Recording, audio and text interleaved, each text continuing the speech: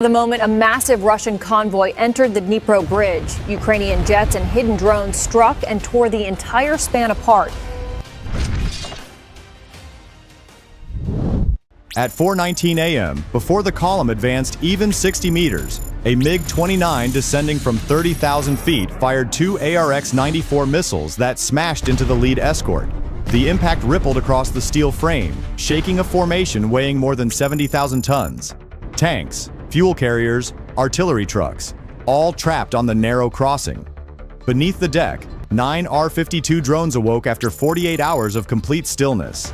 They detached from the inner ribs, fell into the fog, then surged upward into the bridge's underside. 4 locked onto ammunition vehicles, 3 targeted fuel sections, and 2 slipped beneath command units guiding the rear. Within 10 seconds, the bridge shifted from a secure route into a collapsing pressure corridor, each shock amplifying the next.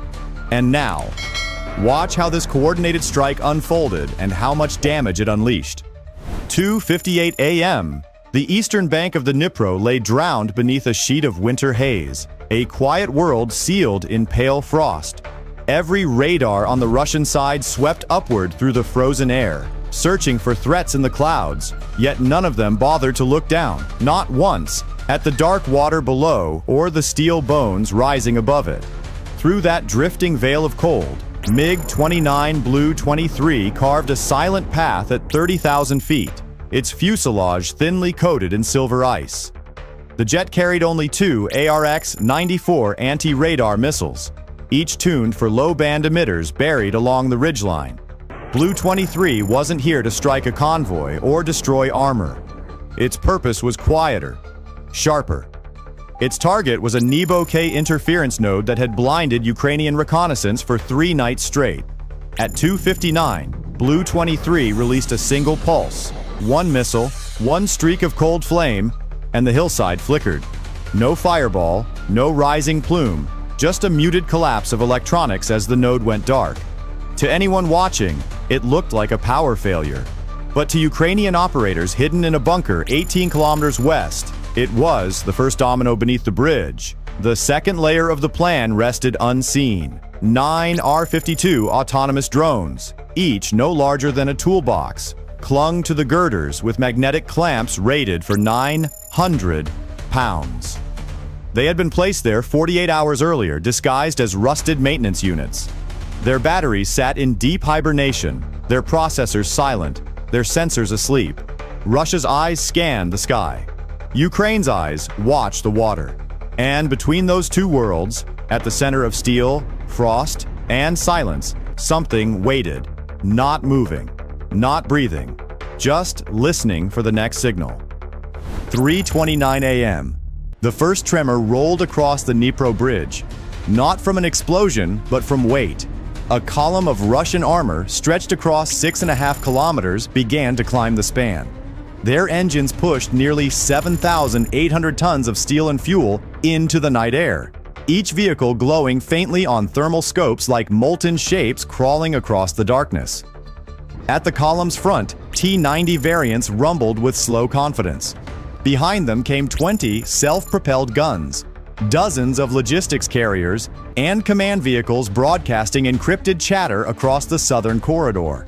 To the men inside, this was routine. Their radars swept upward. Their sensors watched the clouds. Every doctrine they trusted told them the danger would fall from the sky, not rise from the water beneath their wheels. But you, watching this unfold, what would you think if you saw an entire armored line easing onto a bridge that was never built for such weight? Would you call it confidence or the beginning of a mistake? Far above the mist, MiG-29 Blue 41 banked hard at low altitude, skimming just 1,500 feet above the river. The jet carried a pair of precision-guided munitions calibrated for cold weather targeting. At 3:32, Blue 41 released a single strike on a Russian relay station 12 kilometers north. No flames, just a silent blackout. The hit severed part of the convoy's communication chain, forcing the drivers to rely on hand signals and brake lights.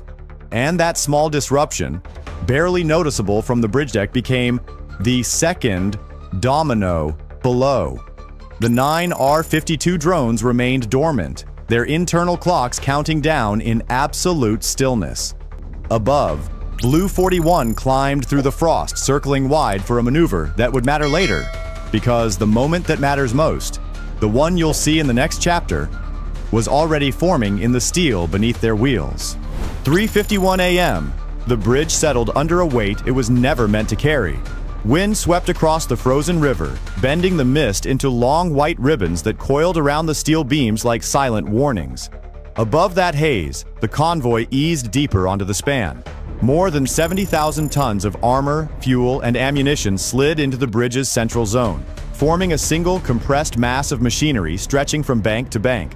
The pacing slowed, not from panic, but from the automatic distance control systems installed on several of the lead vehicles. They tightened their intervals, forcing the units behind to compress into a dense corridor of steel.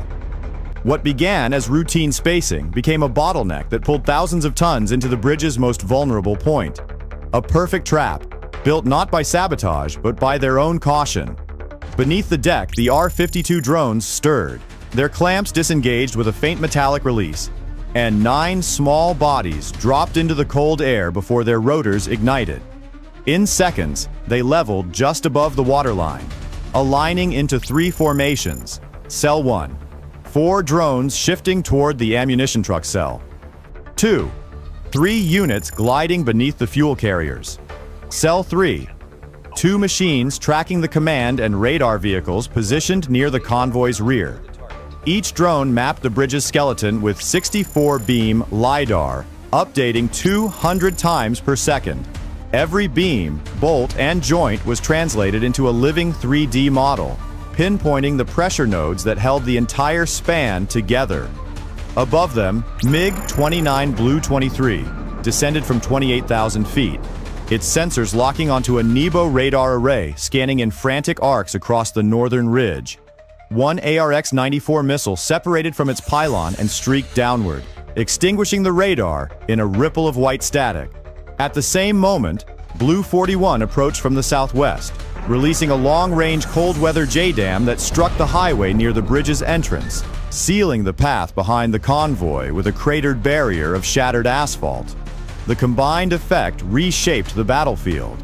Escape forward was impossible. Retreat backward was cut. And in the hollow beneath the bridge, 9 machines hovered in absolute formation, silent, aligned, and moments away from changing everything that lay above them. 3:56 a.m. A deep vibration rolled through the Dnipro Bridge, subtle at first, then rising into a steady metallic groan. The drones had begun their work one by one. The R-52 units climbed into the lattice of steel beneath the deck, anchoring themselves against the inner ribs of the structure. Their shaped charge modules, each loaded with 2.7 kilograms of cold compression composite, oriented precisely toward the bridge's tension points. Above, the convoy remained unaware. Engines idled.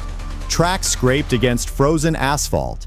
The combined mass of over 70,000 tons continued pressing downward, amplifying every tremor moving through the beams. For the first time that night, microfractures appeared along the bridge's lower plates. Hairline cracks invisible to the naked eye, but unmistakable on the drone's LiDAR displays. MiG-29 Blue 23 swept low across the river, pulling a trail of vapor across the water as it baited a Russian air defense crew into reaction. 257 E-6 interceptors arced upward from a Pantsir battery perched on the western bank. Both missiles chased the jet through a narrow corridor of fog, drawing their seekers far from the bridge itself. Blue 23 escaped into cloud cover, but the distraction it created was decisive. Every Russian radar in the sector tilted skyward, searching for the jet. Beneath that layer of confusion, the 8 remaining drones repositioned. One unit had been struck earlier by a falling bolt and drifted into the current, but its loss only tightened the formation. Their AI redistributed the strike pattern automatically, reinforcing the weaker beam clusters and shifting detonation timing by 43 milliseconds to maintain symmetry. The vibrations intensified. The steel dipped nearly 20 centimeters, still intact, but straining, bending, warning. For the Russian column above, the bridge still felt solid. For the drones below, the structure was already beginning to fail. And the moment of collapse was no longer a question, only a countdown. 4:01 a.m. The bridge no longer sounded like steel. It sounded alive, groaning, straining, carrying a burden it could not endure. Beneath the deck, the 8 R-52 drones locked into their final grid. Their magnetic clamps gripped the inner frame with nearly 900 pounds of holding force, stabilizing them against the rising tremors. Then, in perfect synchrony, each drone armed its cold pressure module. A series of muted tones pulsed through the network, confirmation codes, one after another above. The convoy compressed into a single immovable mass. More than 36 armored carriers, over 500 tons of ammunition, and hundreds of fuel drums sat squarely over the bridge's most vulnerable seam.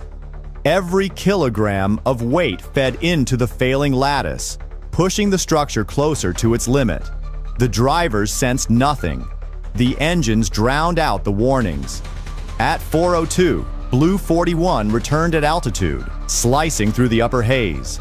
From 12,000 feet, it released a cold-weather JDAM programmed for a delayed impact strike. The munition carved downward, striking the southern approach of the bridge and fracturing the roadway into a jagged barrier. Southbound retreat vanished in an instant. That shockwave rippled through the span, and it was enough. The 8 drones executed Delta 1. Each charge detonated not outward, but inward, compressing the steel ribs with over 4,000 psi of trapped hydraulic force. The blast didn't create a fireball. It created rupture. The central beams buckled first, their joints separating like stressed hinges. Support trusses twisted, then folded. The bridge's midsection sagged under the mass above it before gravity seized control. A section nearly 140 meters long gave way in a single downward motion. Vehicles slid, tipped, and vanished into the ruptured void as the span broke along its spine. The silence that followed wasn't calm. It was the sound of a structure undone from within. 4:19 a.m. The Dnipro corridor lay wrapped in drifting smoke, a broken silhouette of steel hanging above the dark water. Where the bridge once stood, a structure meant to endure decades of pressure, only a fractured span remained, torn open along its central ribs. The collapse severed the crossing into 2 isolated halves, each one bent under the weight of failure. On the southern bank, more than 9,000 Russian troops found themselves cut away from reinforcement. Their armored vehicles, fuel reserves, and heavy munitions had depended entirely on that single route. Now, every logistical calculation unraveled. Fuel projections evaporated, ammunition timetables collapsed, and the long-planned advance across the river dissolved before dawn. The surviving convoy element stood locked on the remaining pavement, silent, immobile, staring at a gap stretching nearly 140 meters across the river. The shock hadn't come from firepower or a barrage of missiles. It came from precision, from timing, from a strategy built on exploiting the one place no radar watched. MiG-29, Blue 23 circled once more above the haze, verifying the collapse before banking northward. Blue 41 followed minutes later, vanishing into low cloud layers as Ukrainian command confirmed the mission's final transmission. No further strikes were needed. The bridge itself had become the final instrument. By sunrise, a thin orange glow filtered across the river, illuminating the jagged outlines of twisted trusses resting half-submerged in cold water. What had been a fortified lifeline only an hour earlier was now a barrier, one that would take weeks to replace and months to recover from strategically. And beneath that quiet horizon, a truth emerged. Ukraine had challenged mass with method, weight with calculation, and movement with the smallest units of code and metal. In modern conflict, victory does not always roar. Sometimes it arrives as a whisper that reshapes the battlefield. By the time the first light touched the river, the bridge had become nothing more than a fractured outline against the dawn, its collapse marking the end of one strategy and the beginning of another. Ukraine had not relied on overwhelming force or sheer velocity. It had relied on calculation, timing, and the quiet precision of machines that moved only when the moment demanded it. What unfolded in those early hours reshaped an entire front. Thousands of troops stranded, supply chains severed. A plan months in the making brought to a halt by a signal lasting less than a heartbeat. And now the question turns to you. If a single decision can alter the course of a battlefield, what do you think comes next? Tell me your thoughts below, because the next story may reveal just how far this kind of silence can go.